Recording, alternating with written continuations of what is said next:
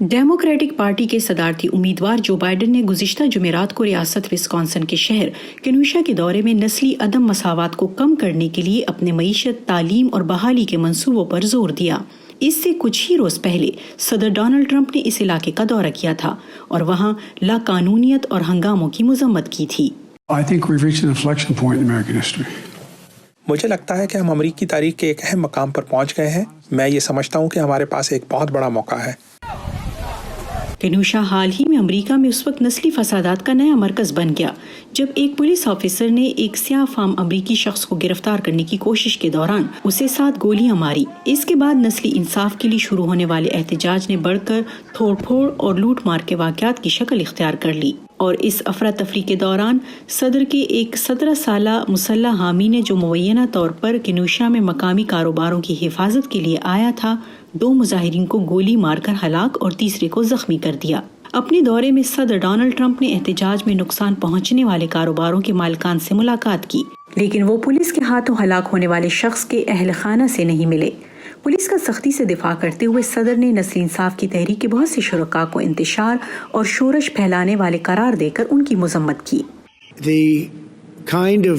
جس طرح کا تشدد میں نے دیکھا، ہو سکتا ہے کہ مظاہرین ہوں، لیکن حقیقت میں کچھ بہت برے لوگ بھی ہیں۔ ان میں انتشار پسند، لٹیرے اور فساد پھیلانے والے لوگ بھی ہیں۔ اس کے برعکس جو بائیڈن نے اپنے دورے میں مفلوج ہونے والے جیکب بلیک کے اہل خانہ سے نجی ملاقات کی، جنہیں پولیس نے گولی مار کر زخمی کیا تھا۔ قانون نافذ کرنے والے اداروں سمیت کمیونٹی کے لیڈروں کے ساتھ ایک میٹنگ میں جو بائیڈن نے پرتشدد مظاہرین کی مذمت کے ساتھ اقلیتوں کی مالی اعانت کے لیے حمایت پر زور دیا۔ اس سے قطع نظر کہ آپ کتنے ہی ناراض ہیں، اگر آپ لوٹ مار کر رہے ہیں اور آگ لگا رہے ہیں تو آپ کو ایسے ہی جواب دہ ٹھہرایا جانا چاہیے جیسے کسی اور کا غلط کام پر۔ اسے برداشت نہیں کیا جا سکتا۔ کرونا وبا کی وجہ سے جو بائیڈن کی ریاست ڈیلاویئر میں اپنے گھر سے کئی مہینوں تک انتخابی مہم چلانے کے بعد ریاست وسکانسن میں آنا ان کی حکمت عملی میں تبدیلی اور انتخابات میں اس ریاست کی اہمیت کی عکاس ہے، جسے صدر ٹرمپ نے سن 2016 میں بہت کم فرق سے جیتا تھا۔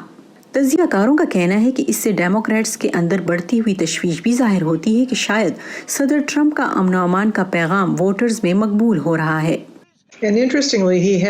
دلچسپ بات یہ ہے کہ عوامی رائے کے جائزوں میں صرف 2 ایشوز میں انہیں برتری حاصل ہے۔ معیشت پر کارکردگی، جو کہ خاصی مستحکم رہی ہے، لیکن پچھلے 3 ہفتوں میں جرائم سے متعلق رائے کے جائزے بھی صدر ٹرمپ کی جرائم سے نمٹنے کی اہلیت میں سبقت دکھا رہے ہیں۔